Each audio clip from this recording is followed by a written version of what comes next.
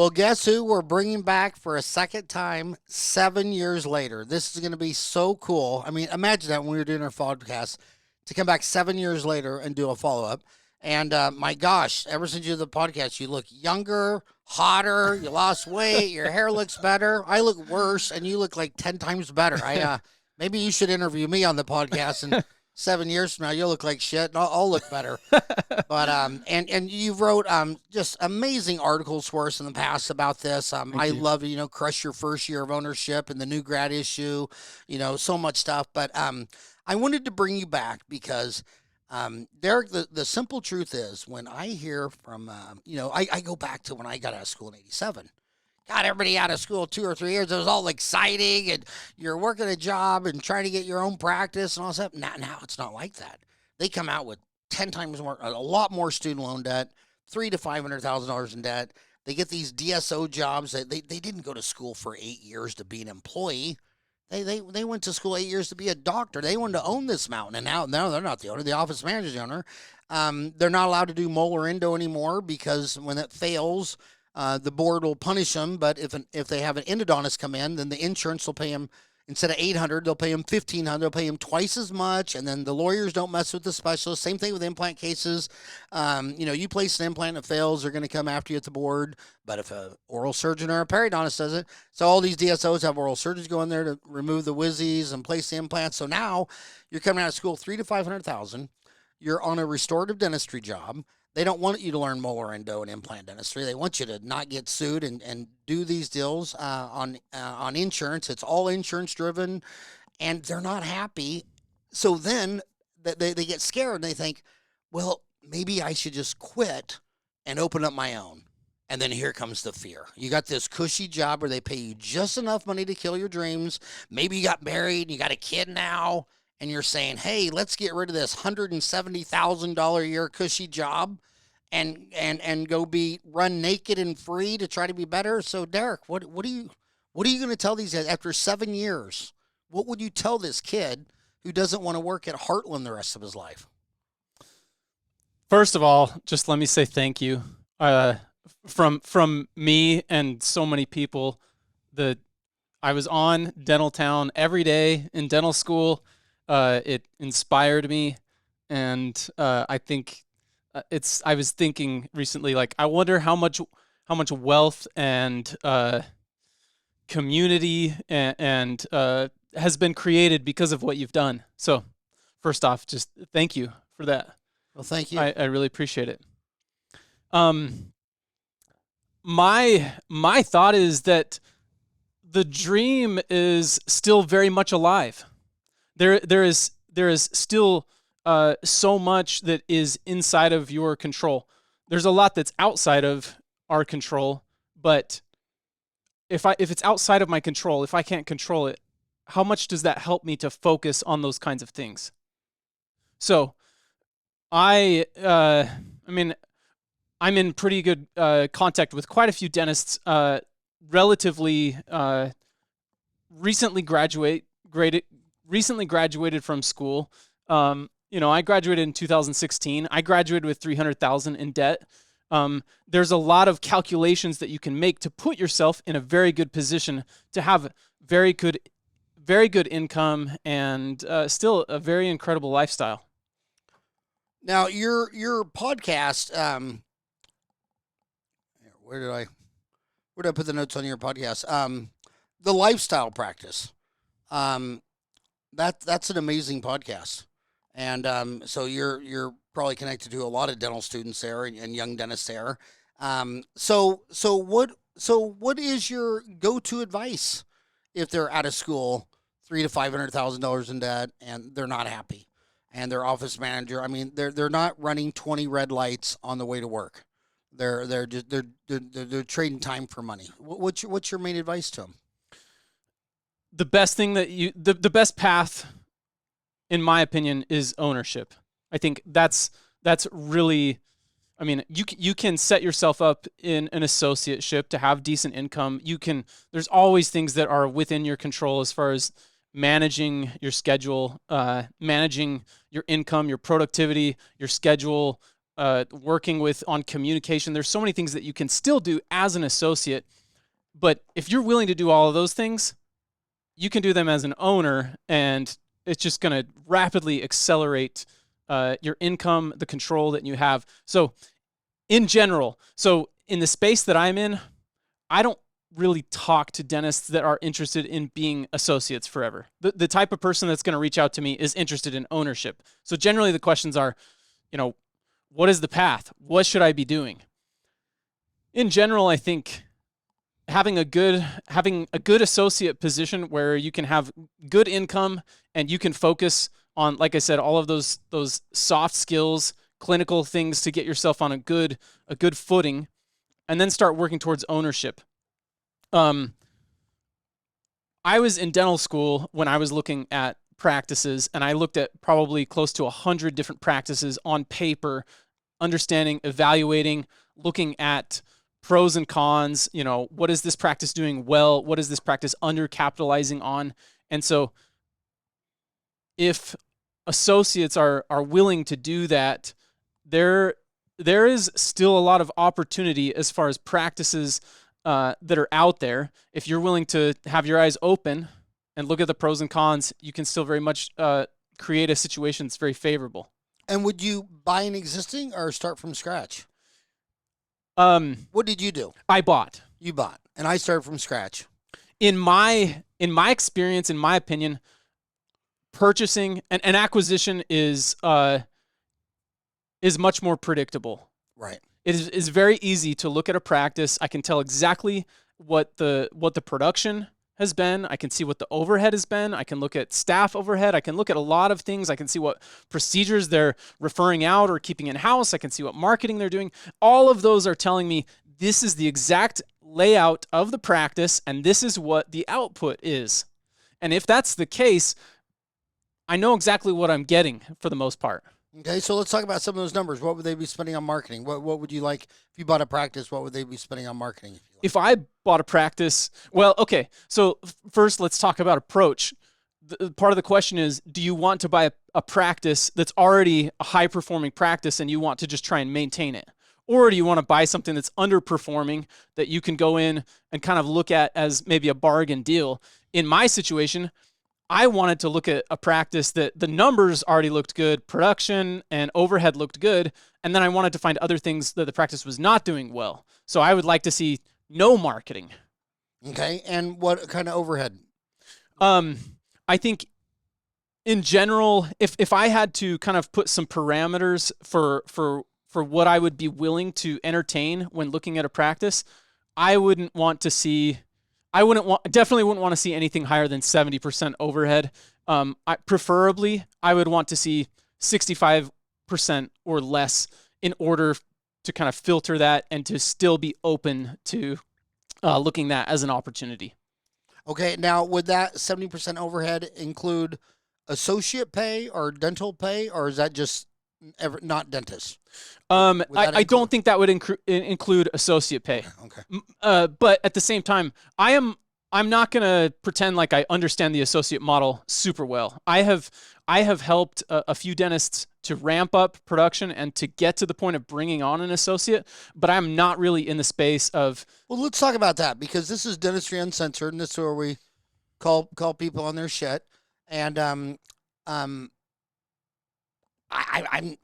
don't think there's good evidence for the associate model. I mean, what I see in all business, I don't care if it's a plumber, I don't care if it's George Brazil, I don't care who it is. When you're your own dentist and you own the land and building, it's your practice. Your two assistants only listen to you. When you're in a group practice, the assistants are following three different, religion. We talked about, the first commandment is, "I shall not have any false gods, just one God." Well, when you a solo practice with one dentist in there, they all are listening to one leader. And when you have two or three or four, the staff gets divided. Well, the other doctor, Dr. Kyle, he doesn't do it that way. And why do you need these burrs? Why can't it goes south? And when I talk to HR people on big DSOs, they say that they can plot their employee turnover and happiness and everything just by the doctors, right? One doctor, almost no, 6 operatories, one doctor, no HR. You start getting 2, quadruples, 3, 4. By the time you got to, I went to one office in Portland, Oregon that had 38 associates. They had a complaint department. One office? Yeah. 38 doctors. And I went over there, and this lady's at the counter saying, "Where's my denture? Where's mine?" And I'm like, oh my God, who would have? And then I asked that lady, I said, well, how many offices do you have? And, I think at the time she said 9. This is like 20 years ago. I was with Danny C. at the time, talking to him out there. And she goes, yeah, she goes, the more doctors in the office, she goes, she goes, our earliest locations where we only had 1 or 2 dentists, they're not even a problem. But let's talk about the person. I know you can't generalize and say all millennials are lazy, or or all Irishmen are alcoholics. You just you can't do it. But there's a big difference in personality between an owner operated and someone who's going to be an employee. So when you build up a practice and you want to hire a dentist, well, the minute the dentist says, "Well, I want to work for you and I don't want to work for myself," well, mostly, difficult molar, they just refer it out. No, I don't want to pull that. I can't see that nerve. It kind of disappears in that canal. I mean, they don't seem to be ambitious. They don't want to really lead the team. They just kind of want to come in and sit on Facebook or Dentaltown or TikTok, and then when someone calls them, going and doing. I mean, they just don't seem the owner deal, and I don't see. They basically, I mean, they just barely. Well, and then you look at the macro numbers. If you look at the macro, the average. Well, here I'll pull it up for you. But so you can look at the macro numbers and just do addition to know what the total value capture could be, and that is also right. Where would that be? Yeah, right here. So the average general practitioner who owns their own practice makes $244, and employee makes $144. So you can make $100,000 a year per dentist. But man, you're gonna, the average DSO, their average dentist doesn't even stay a year. So you're going to be paying $5,000 finder's fee to consultants, getting your dentist in. You're always going to have 10% of your boxes not having a dental provider because of the turnover. So there's about $100,000 more money to own than to be an employee. But what percent of your class could be an owner, and what percent were like, no, you're kind of an employee? And that's kind of a difficult conversation to have with a dentist, because they've been told they're the smartest guy in the class their whole life. They think they're inevitable. And then you're telling them, dude, you don't have what it takes, because we both agree that an owner operator is a lifestyle. And that's why I recommend it the most, because they, when you're working for someone else, they don't, there's no way they're all going to get along. There's going to be all kinds of turmoil, and a lot of these are just structural problems. Well, if the office manager was your employee, she wouldn't treat you like that. If you could fire that assistant, she wouldn't treat you like that. But you can't fire that assistant. The office manager fires. She works for the whole office. You're an employee. And then you start looking at all that, and, well, how much money? It's not even about the money. It's about the freedom. Yeah. It's like when like tomorrow, my oldest son's father-in-law just died, so I'm leaving tomorrow to go to that funeral. Well, if you're an owner, you just cancel the books. I'm going to a funeral. Yeah. I don't care what anybody thinks. Well, you can't say that and Sure. been booked Sure. up 2 months, man. So what percent of the people coming out of school with $500,000 of student loans don't have what it takes to be an owner? And they just need to have an attitude adjustment that you're not an old school doctor. You're not the king. You're not a doctor. You're an employee. You're an associate dentist. You're not a doctor of dentistry. You're an associate dentist, and you work for Megan, the office manager. Now, shut the hell. Like you said, you shouldn't stress about things you have no control over. So how do you have that conversation where you just need to reset you need to lower your expectations and just get a new attitude and go be a happy employee? And that's fine. That's a great living. But no, this is going to make you miserable. I'll give you one last thing. My son, oh my God, his first job, he hated. He's spray foam insulator guy. Nobody could do it right. Now he owns his own deal, and so he loves the work. Right. But now he's learning all this new stress where, God, I got to do Angie's List, and I got to figure out all this, and I got to do all my accounting. And it's like, hey, do you want to be an 8 to 5 employee? or do you want to be an owner? And he's convinced that for his marriage, his kids, his happiness, he cannot work for someone else and go into work every day with all this bullshit going on. He wants to be in charge of his own bullshit. A lot of people, they don't want to be in charge of nothing. So how? So talk to that. Yeah. Yeah, a lot of points. I think in general, I see way more people that are potentially interested in ownership, but are cautious and very unsure about proceeding instead of vice versa. I don't see a whole lot of people that feel like they should own, but they don't really want to. Most of the people that I think um, don't want to own a practice, they're fine with the associate model, right? I mean, maybe not that they're fine with it, but I don't hear from at least a lot of people that are not interested in leadership and communication and all of those things that it takes to build a team. So, in my experience, it's if I was going to share a message, I would probably be on the other end of the spectrum saying, you probably are more capable than you think that you are. That's almost always my experience. We typically doubt ourselves, and we have a lot of judgments of ourselves that holds back our actions and our beliefs that are going to actually lead to us to control our situation, to own a practice, to take on that risk. You have 5 kids. You had to beat me on that too. I only had 4. You had to beat me on that.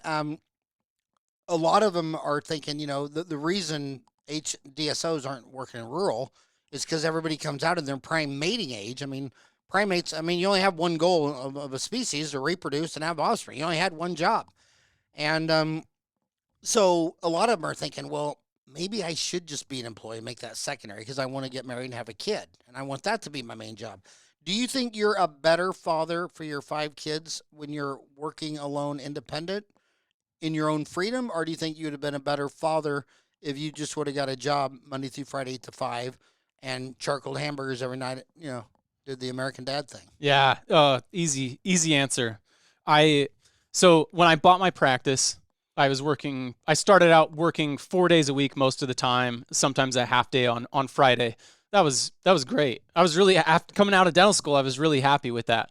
Not to say that it was easy. My first few months, I was super overwhelmed. I mean, it was hard enough for me to prep a crown and to stay on schedule and everything, and then to take on all of the other sides of practice ownership was really tough. After 1 year, I cut back to 3 days a week, and that decision just changed my life. It made me more available for my wife and kids.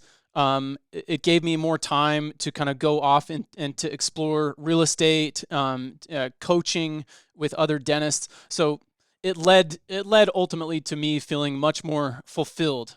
Even at work, it makes your work situation better. If I'm working 3 days a week or something like that, I'm coming back on Monday feeling pretty refreshed. I'm working on Tuesday, and I know I'm halfway through the week. So it's yeah, of course. I think it's pretty easy to say a lot of things in life are going to be better. And imagine you just came out of school, so it's hard to cut that crown prep. You know what I mean? Yeah. It's hard to do that endo. And then you show up and you couldn't sleep last night because you got a molar endo and you're 3 months out of school and you go work at the Grand DSO and your assistant today is a temp. And you couldn't pick her out of a police lineup. And you had this other, and it's like, good God. And then you go get your burrs. Oh, these are the only 5 burrs allowed for restorative. And you saw some dental town course and you want this burr. Yeah. And then you're feeling sorry for this guy because you're listening to all this Dylan and he's got all these problems and he's not lucky and bad luck is horrible. And you think, well, I'm doing this root canal, bone crown. I'm just going to, for free, do the MO and DO behind it in front of it just because I'm already numb. It's right there in the rubber dam. And then your office manager says, no, we don't do free dentistry. We're going to bill that out. And he's like, well, I told him to do it for free. So, okay, well, then you pay for it. And he's just like, it's like, at what point? I just don't get it. I mean, how can you? I told my 4 boys, I told each one of them, I said, unfortunately, you guys got way too many personality genes from your father, and you don't take orders well, And it would be better for you to focus on the problem instead of focusing on this guy over here who's in charge of the problem that you don't agree with. And even Patton figured that out. He said, don't ever tell them what to do. Tell them what needs to be done and let them figure out how to do it. Because no matter what you tell them, they're not going to like it, and they're going to figure out how to do it in ways you never even thought of that are better. And that's not how an employee works in dentistry. You don't. You're told what to do. Another thing about these dentists is they tend to be introverts. What percent of dentists would you say are introverts? Shy Oh, introvert. that's a good question. I don't know that I've actually ever thought about it. Maybe 2/3. 2/3. I was thinking 112%. And so then you talk about the importance of networking, mentorship, social media groups, dental town. When you were talking about treatment planning, I didn't even know what treatment planning was until I was so lucky I joined the AGD, because every time I took a CE course, I noticed all these guys with FAGDs, MAGDs. And then after a year or two in Phoenix, I realized, well, they all are in the AGD. So I signed up for that AGD deal, and because that was before the internet, and now I look at dental town groups. So how do you get an introvert, shy kid? But anyway, my periodontist said, he said, maybe you should bring the FMX and study models down to me. And so I started taking the big cases down there, and I didn't know what treatment planning was until periodontist treatment planning is off the charts. Yeah. And I'll tell you what, and that's why I would pick them to do the implants, because those guys can walk you through the entire step, where the oral surgeon is just going to send it back and say, restore it. And but when I tell them, like I'll go into a building, there'll be 8 dentists and a periodontist. I said, well, when's the last time you took that periodontist to lunch? I've never met him. How do you get them to walk across the street and network and say, look, I don't compete against you. We compete against big screen TVs. Deal. How do you get these guys to network? Honestly, in my experience, Dental Town is a perfect example. I think we live in a world where it is so easy to network outside of your local community. Yeah, it's great. And I went to lunch and, did that a lot with specialists. I feel like that was a great thing to do, to feel like we could kind of lean on each other, increases communication and outcomes. But I think, if you're looking at just trying to learn and understand and kind of get to that point, there's just we basically live in a world that is just has unlimited, unrestricted potential as far as who you can reach, who you can get input on. For you can go on Dental Town. Anyone can go on a Dental Town and just look up treatment plan cases and see what's on there. And you're going to be able to go through thread after thread, getting different ideas and feedback that's ultimately just banking your knowledge and helping you to make decisions. And have you ever seen 2 dentists on Dental Town agree on the same case? I never have. Right. I've never seen 2 dentists agree on almost anything. Another thing that the doctors got is, when they come out with these $300,000 to $500,000 student loans, I'm kind of old. I'm 62. I look at the cars they're driving in dental school on student loans. I'm looking at the cruises they went on in the Caribbean. When I was in dental school, I thought only rich people went on cruises. I thought only rich people bought a new car. I had no idea people on student loans do it. And this is what the government democracies have figured out. 20 democracies are showing, $100 trillion of government debt. They found out, like, yeah, I can collect $1 in tax from you, but I can borrow $100 trillion. And so, every government won't go on a budget. How do you get these dental students to go on a budget? And then they come out of school, and it's so bizarre because I remember, if you're a teacher, you say to your wife, we're both teachers. Let's go to the middle class part of town. Let's get a middle class house, and but if you're a doctor, you're like, well, let's go to the big rich area and get the big fan. I go through doctors' expenses, and I've sat down with so many of them. I said, just show me one thing. Not that you're frugal, just average. You got too much house. Look at your wife's diamond ring. It's 3 carats. You got a Lamborghini. You got a Land Rover. You got, your vacations or cruises in Hawaii. Can you show me anything where you're just average? And that, man, you put a doctor in front of someone's name and their overhead doubles. I had this lady that I was seeing a dentist, and they'd only been married like 3 years, and She says, "Oh, this is a nice restaurant because I don't do chain restaurants." I go, "Oh my God, are you like royalty? I mean, are you a princess, a queen? Who's your mom and dad? Tell me about your resume where you don't do chain food because you look like the most average piece of shit person I've ever met in my life, but you married a doctor, so now you don't do chains and you don't camp at the lake and you don't, so how do you get these people?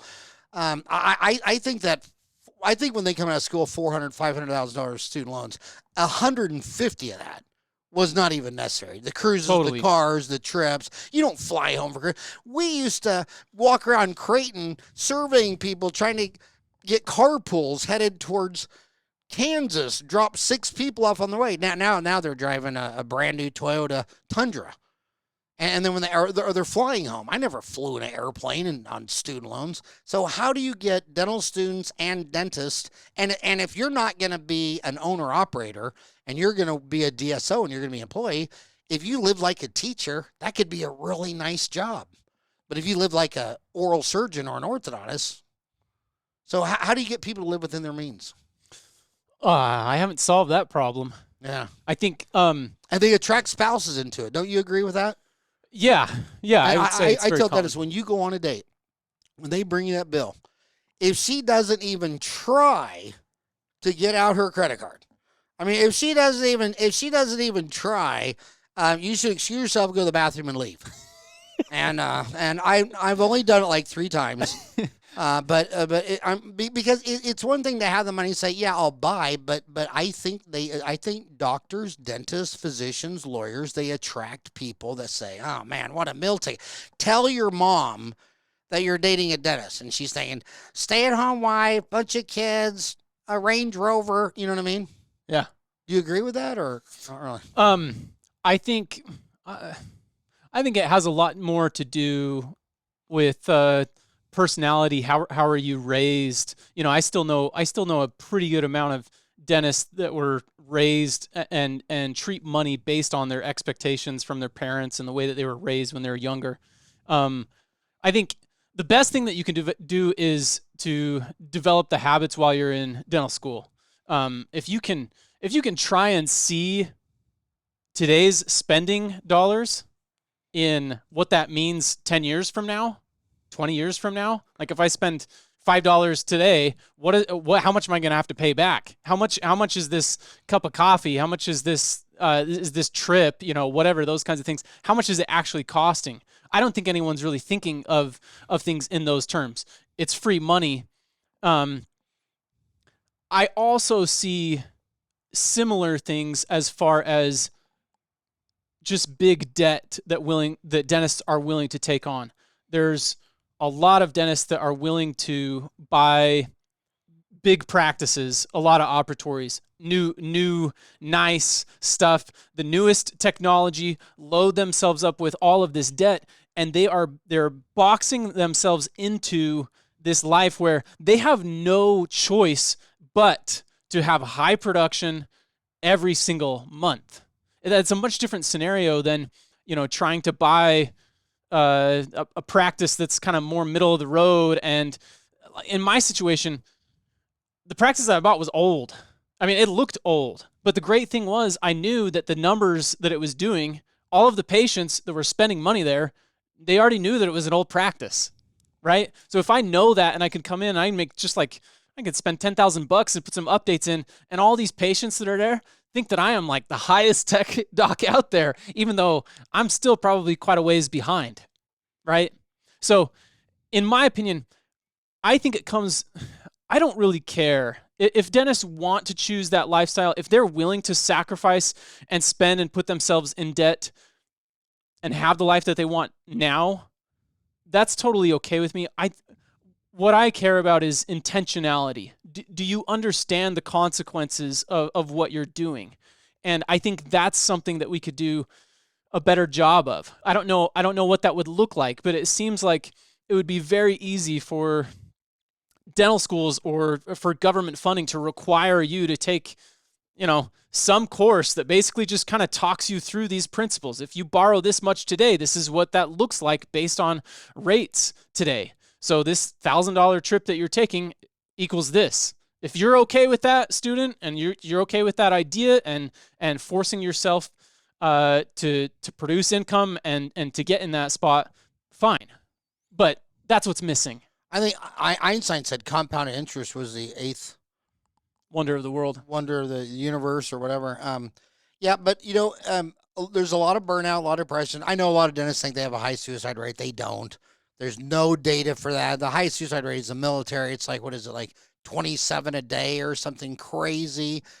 Firefighters, policemen, so many people. But I think a lot of it comes down when you have to go to work Yeah, and perform at this level, when you Yeah. have to do it, totally. it starts playing with your mind. You get burnout, disease, depression. Because I noticed that when I got completely debt free and never had to do anything the rest of my life, well, I realized, would I rather play 18 holes of golf or do a molar root canal? Well, I'd rather do a molar root canal. The fun is if I get, I mean, seriously, pulling out my average time on a wisdom teeth is a minute a tooth, and in 30 years I had many assistants when mine was on vacation and a temp for a whole week, and she came from an oral surgeon's office, and they'd always say, "Well, I work for an oral surgeon. This would take him like an hour. How come you did it in 5 minutes?" I love it. Yeah. I don't even look with the elevators. I just feel it's like a blind deal. You get that purchase point, and when I lay a flap, it's intentional. It's like peeling a banana. That blade goes to the bone. If I need a half inch, I'll lay two. I'll peel it till Stevie Wonder can see the deal. A 5-year-old could figure out what needs to be removed to roll. I mean, and you just love it. And I mean, charity dental things. I mean, when I climbed Kilimanjaro, I worked in an orphanage in Tanzania, and that was probably as fun or more than climbing Kilimanjaro. Kilimanjaro is a great climb until about 17,000 feet. And then those last 2,000 feet, I was with 3 other dentists. We were all spitting up blood. Oh gosh. I mean, just right cherry bread because the pressure inside your body is more than outside. And but I just can't tell these dentists that being debt free and being your own boss. I mean, now you're like a little kid. Yeah. You're like going to the park. Yeah. I mean, Life is your playground. yeah. I You're in mean, if you control of want it to go all. to Dairy Queen, you can. Yeah. Your mom's not there. No, you can't eat till after supper. I mean, it's just so fun when you're not borrowing other people's money and you're not listening to other people's bullshit. Yeah. I mean, my 2 older sisters are nuns. I don't think there's 2 Catholics in the Catholic Church that agree on anything. I mean, it's still official that birth control is a mortal sin. And if you die while using it, you're dying in the state of mortal sin. You can't get 2 dentists to agree on anything. Look at the political divisions. I mean, I have family members. I mean, the people you love the most, and their politics. Like, where does this come from? You know what I mean? They're so different. And I think to set up a model where you're just I'm just gonna have to. I don't know who I'm going to be working for. I don't know what bullshit they're going to be telling me. I don't know what. I mean, God, it just seems. And then the other thing is, you don't have to be a successful dentist. I mean, if you owned your own practice and you just had, well, I'll take. I mean, how many dentists do I know around the world? You go to Singapore. I mean, everybody doesn't even have employees over there. In Singapore, every dentist is themselves. This is their phone, and it's right on the counter. And you come in, and they have the suction, and every once in a while, they'll have a receptionist, but it's their wife, and then she's just coming by, or it's their kid after school. Their kid will come in after school for 3 hours. So to have, I feel like in the 70s, before I was a dentist in the 80s, you had all these deals talking about operatory, like work 2 chairs, numb here, prep here, and that's all good. But if the fees are kept low, and you're starting to mill a lot of production with a slim margin of error, it gets to be a rat trap. Whereas, you go to Singapore and they're just like, no, I'm not taking your insurance fee. These are my fees. And I see eight patients a day, and I go to church on Sunday and pray for no-shows. A good day for me is 2 no-shows. I love them when they're the last 2 of the day. And they just do a little bit of dentistry, and they make their 150 to 200. And I just think, God dang, all these American dentists, they went all down this 6 operatory mass production road. And other countries went the smaller road. and they both work. I mean, I know a girl named Gigi in San Francisco. She's never had an employee. Well, she has the lowest stress, happiest demeanor. She's the only person in her office. So there's a lot of different business models, but I think happiness needs to be right at the top. Yeah, it's interesting because when I graduated dental school, there was, I mean, that's, I mean, 2016. I don't know, when did DSOs start to really become a thing? It was like early 2010s, somewhere in there. And I remember thinking, oh, my vision, what I'm gonna do is, I'm gonna cash out on this. Like this is a wave. I'm gonna ride it. Um, I'm gonna own multiple practices, have docs working in them and stuff like that. That was kind of my idea. So I found the first practice, and like I said, within a year, I was at 3 days a week. My first year, we hit 1.3 million on 50% overhead, and like you talked about being a family guy, like it was an incredible lifestyle. And so when I was finally in that position where, oh, hey, I'm at the point in time where I could reinvest in another practice, have a second location. I could expand and have an associate. Like all of these are options in my mind. And I kind of have to weigh that out and think, okay, in those situations, I'm going to have to hire more staff. I'm going to have a bigger or a bigger building. I'm going to have an associate. So all of that is more training. It's more management. If my associate, for whatever reason, leaves, I'm stuck having to manage all that extra dentistry for whatever period of time until I can get another associate in. There's just a whole other set of issues and things that you have to worry about that come from that.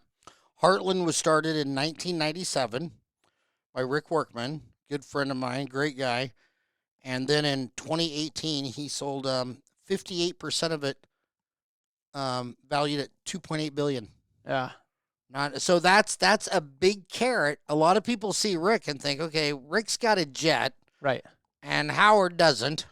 How many jets do you have, Derek? Yeah.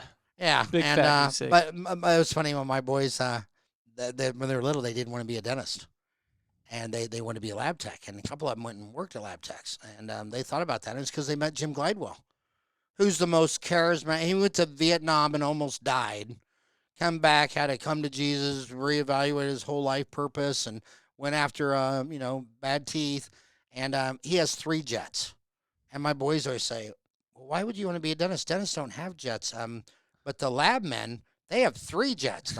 Well, one lab man does, and that's Jim Glidewell. But Rick Workman, he's got a jet too. I mean, I know it's a big carrot out there, but man, it's a rare skill, and to say it's a lifestyle.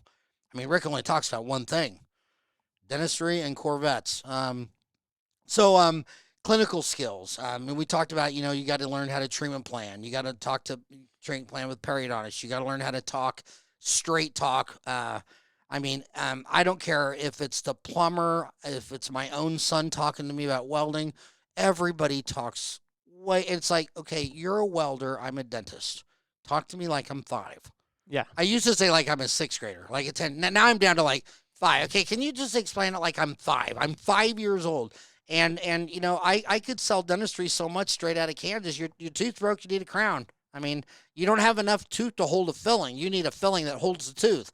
So if you have a lot of tooth, that'll hold the filling. You don't have any tooth, you need a crown. I mean, I could just explain this stuff, and you see these guys talk for 30 minutes, dropping 50 words of Latin and Greek, and their sales are nothing.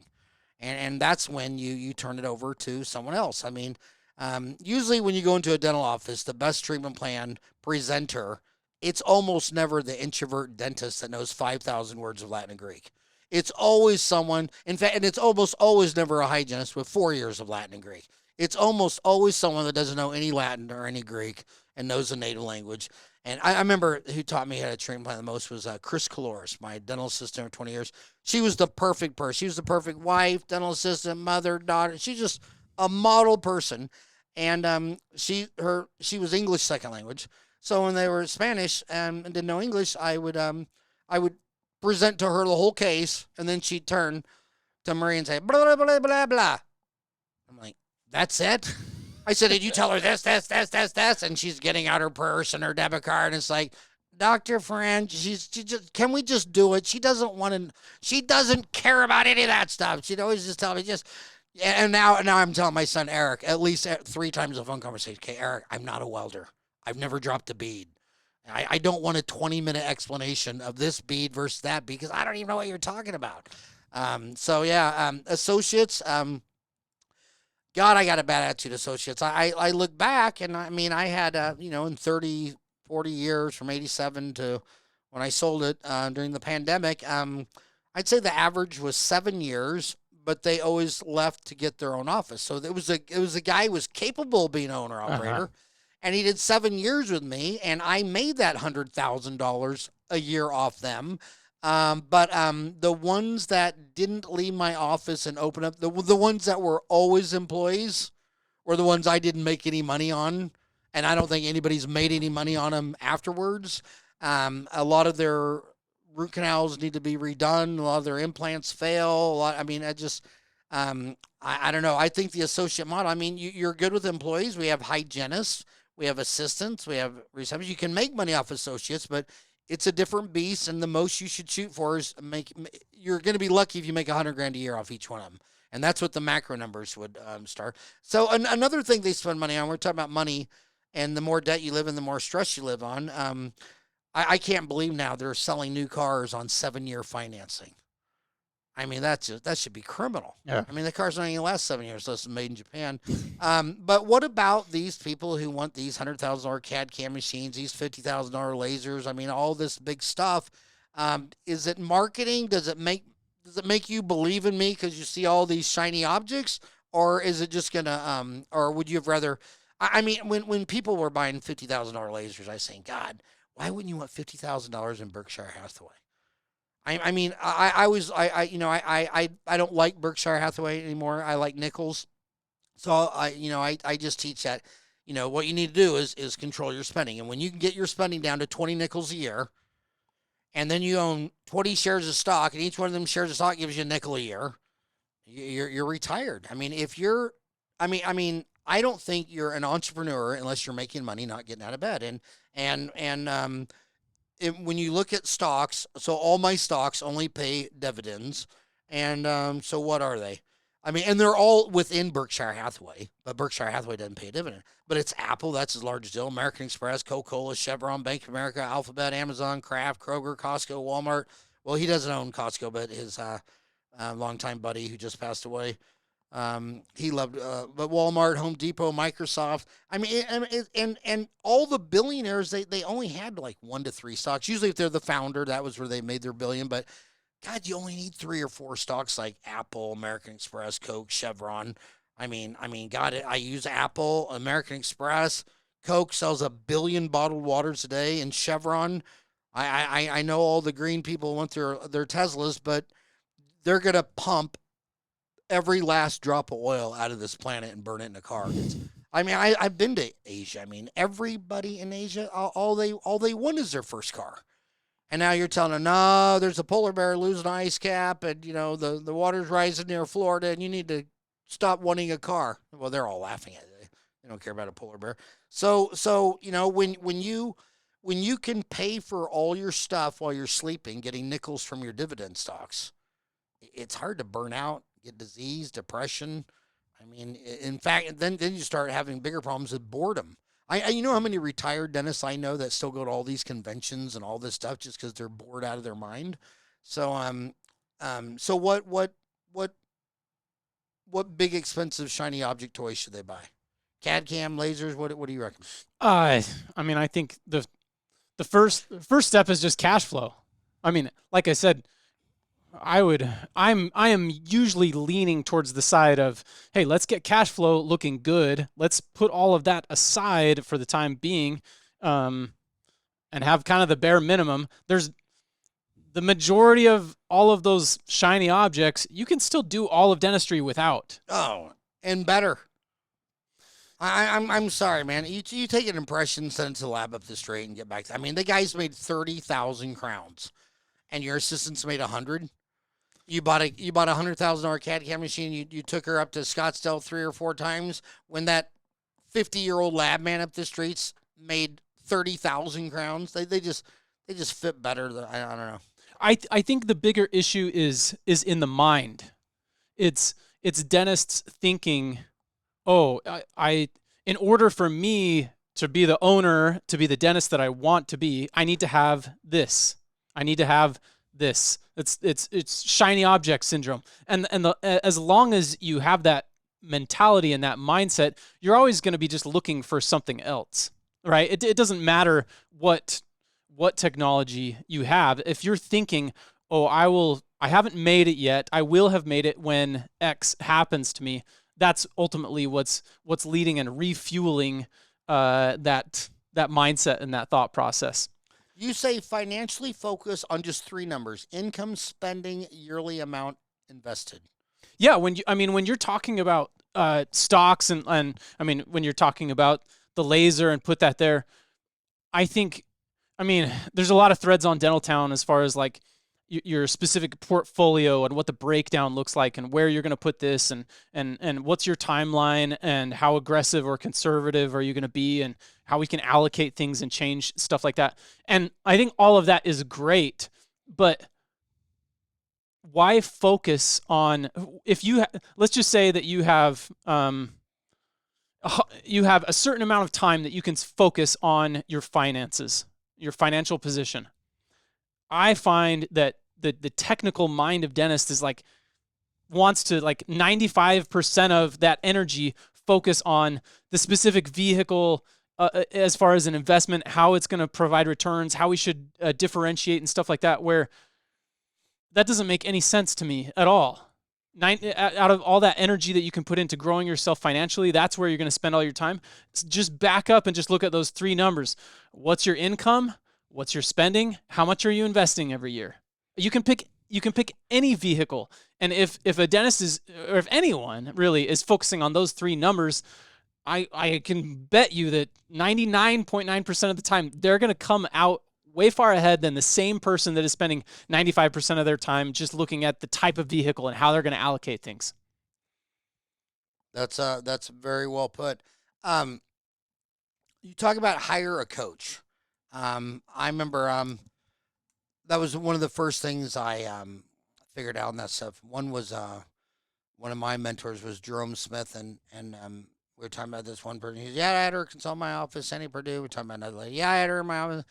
And finally said, "Well, yeah, you've had a lot of consultants." He goes, "Well, I've had every consultant I could find in dentistry. I figure you make a living consulting in dentistry. I want one of them in my office every year." And we're gonna, and every year, if I paid that consultant $1, I at least got that dollar back. They all pay for themselves. I remember one time I was telling this dentist in Phoenix that just I hired this consultant that had been in my office, and I said, just hire her. And he goes, "I don't know, I have the money." I said her whole consulting deal, I forgot what it was at the time. I don't know what let's say it was $5,000. And I said, yeah. And I said, well, I'll tell you what if she gets you that $5,000 before you pay her? And she goes, what do you mean? I said, you got patients all day. I said, Sandy, just go work the account receivables. And she just got on the phone, account receivables. Yes, Derek. Yes, I see you haven't made a payment on your payments due for your last dental appointment. Did you want to put that on MasterCharge, Visa, or American Express? And they give the MasterCard, Visa, American Express. And she just went through until he was done to talk to her. I think she collected like $17,000 before she wanted to meet and go over her $5,000. I mean, it's like if you same thing. All those I've watched every Dental Town course. I get a good rate on them though. I don't have to pay the retail price. But I mean, could you really do you really think you could watch a 1 hour dental online dental course and not learn something? And then a lot of that is so much attitude. Like I've noticed so my boys their uncle has the largest construction company in Kansas, and then when they graduated, just two hillbillies from Kansas. But they just love it. It's their passion. They just eat, live, breathe. My son Zach now. I mean, he knows everything about insulation.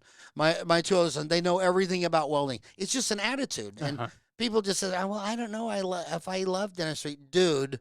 It's an attitude. You love dentistry because it's your profession. You love your wife because it's your wife. These are your kids. I know you would have rather picked four other kids who all play in the NFL but these are your four kids. You know what I mean? And your four kids are not going to get in the NFL. And but hire a coach. I mean, my God. I mean, do you do you ever regret any of the coaches you hired? No, I mean, if anything, I wish there was more. Yeah, I find a lot of people that are interested in hiring coaches. I find that a lot of times they're very successful already. yeah. They have good practices in life. They have good habits. They're making traction. I think the biggest benefit when I look at coaching, really, I think, and I look at a person, I think, oh, this person is going to make it. They're going to get where they want to be.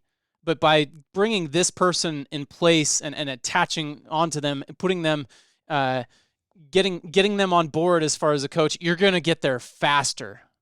That's what I see is the biggest benefit. And like you said, year one, it's going to pay off. But guess what?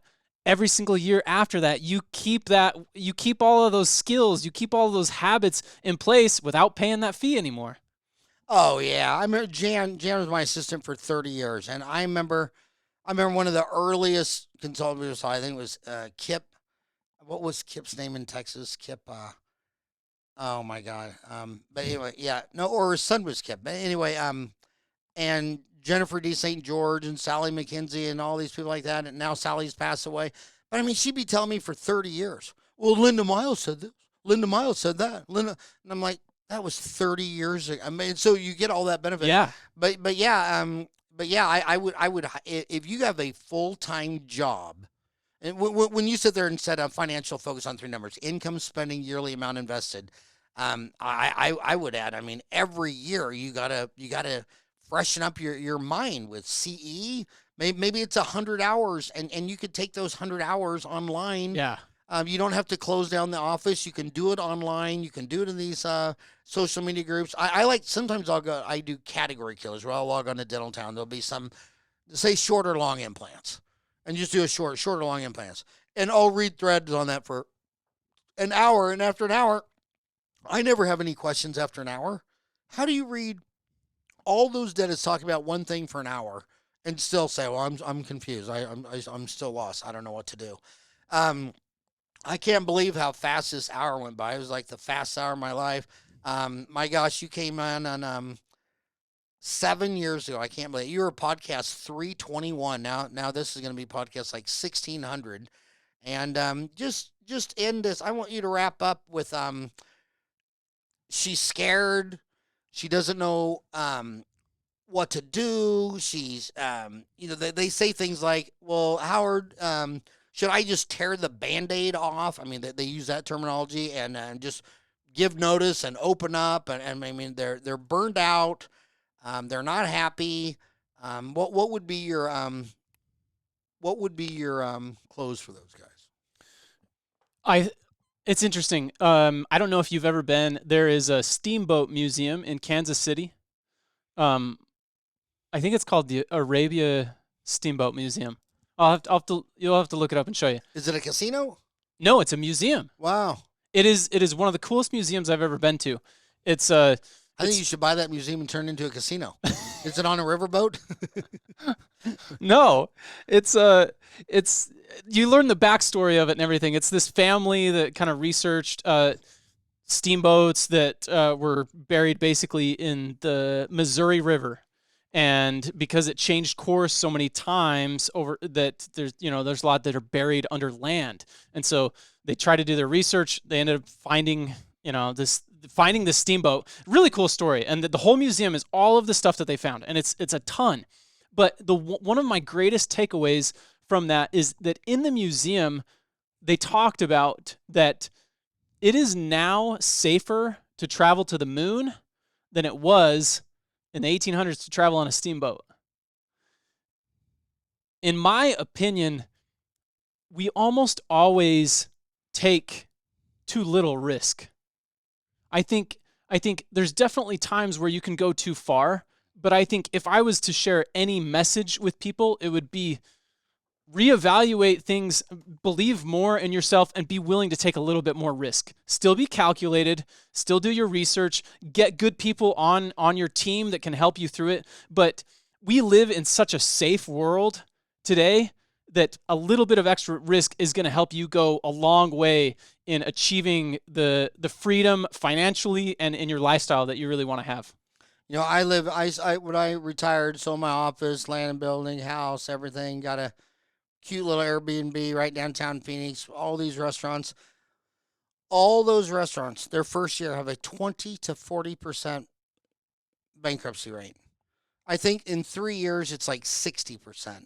In dentistry, if they loan you whatever amount of money they loan you, it's not even a 1% default rate. You Right. only default when the police officer takes your license away. You know, when was the last time the police officers arrested you and took Yeah. your license away? Yeah. I mean, and even that's not a problem because you have to be really sick for that to happen. And then they just send you to the Betty Ford for 4 months and you're peeing in a cup for 5 years. You're still good. Yeah. I don't know where the risk is. Yeah. You're miserable. You're working for someone. I mean, and look at this Boeing. That's another great example. You know, the greatest companies I've ever admired, like Walt Disney. He lived in Disneyland. He lived above the fire station. Jamie Dimon, when he started out with Wells Fargo, he told them that he was going to live in his office. He didn't have a car. He didn't have anywhere to go.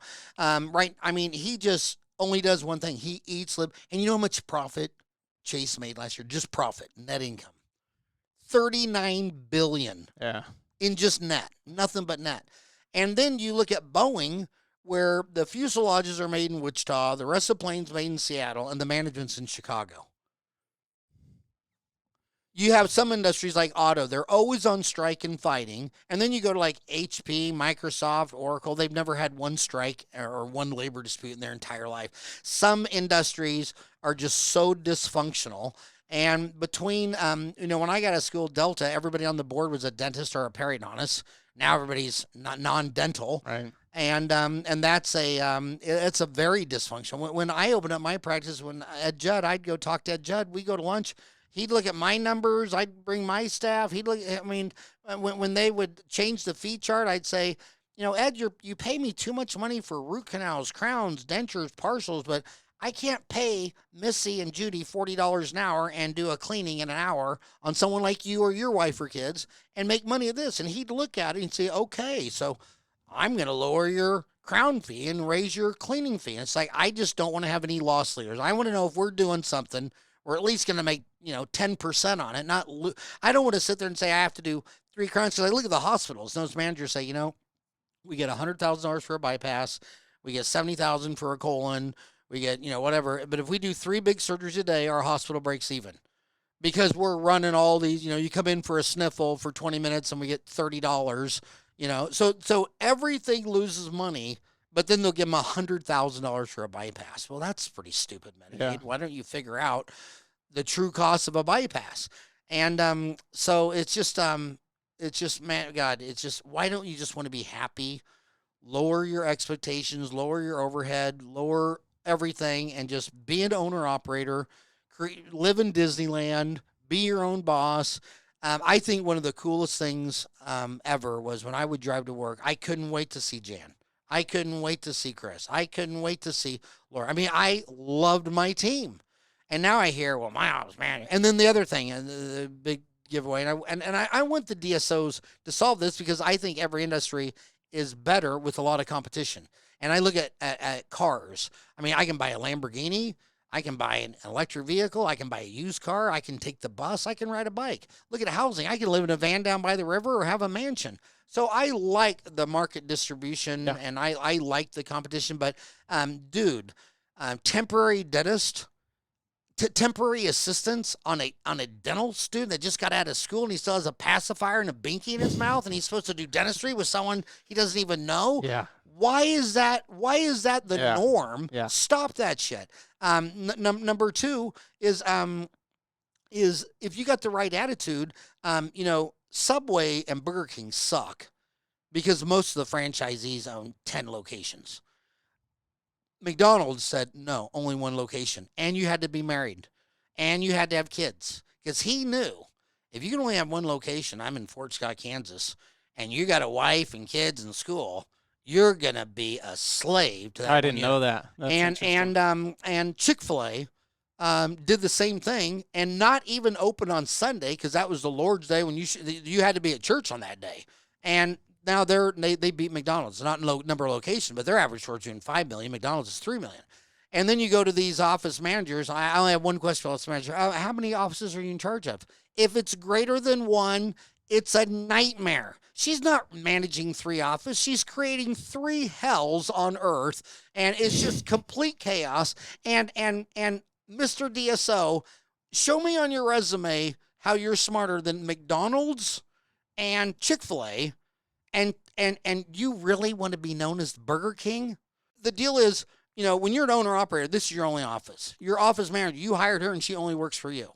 Your assistants only work for you. Why can't, with a scheduling pace a year in advance, why can't we all go on vacation? I used to close it down at least a week between Christmas and New Year's, and one in the summer, But just control. You started this podcast that if you can't control it, it doesn't do. It's why I don't like the news. It's like there's nothing. Why do I have to stay abreast of Taiwan and Iran and Israel and all those when no one's going to call up Howard and ask him, and I don't know, and I assume, who knows? But I do know there's people like me who eat, live, and breathe and die that shit for 10, 20, 30, 40 years, and I assume they know what they're doing. You have your trusted fellows, but yeah, man, just what can you control? Be an owner-operator. Hire your own team. Don't do procedures. I remember when a friend of mine said he'd rather be taken out in the backyard and beat with a belt than do a molar endo. I said, dude, you can't afford to do molar endo because there's 4,000 endodontists that'll do it for you. And if you burn out and if you hate going to work, and I know your wife and your kid, and they need you to like what you're doing. Yeah. And it's like never let your kid do something if it's going to make you not like your kid. Never let your kids or grandkids do things. And you just got to tell them, if you do that, it's going to be hard for me to like you and respect you because I don't think your dad would have done that, your granddaddy. Who in your family tree that's dead would agree with what you just said? Your family is rooting for you not to do this. But, yeah, it's just simple, man. Just they know what to do. It's just fear. They're paralyzed. How can they contact you? What's the best way to contact you? Yeah. Email is usually best. Derek, DEREK, @thelifestylepractice.com. And how often is your podcast? We release a podcast every Monday. Every Monday. Well, thank you so much for coming by, and thank you for your 1,600 posts on Dental Town. You're really a legend. You've done so much in 7 years. You're 35. I don't even want to know what you'll be at 45. Will you come back in 7 more years and we'll do it again? Yeah. All right, man. Dude, thank you. I appreciate it. I appreciate you. Thank you so much.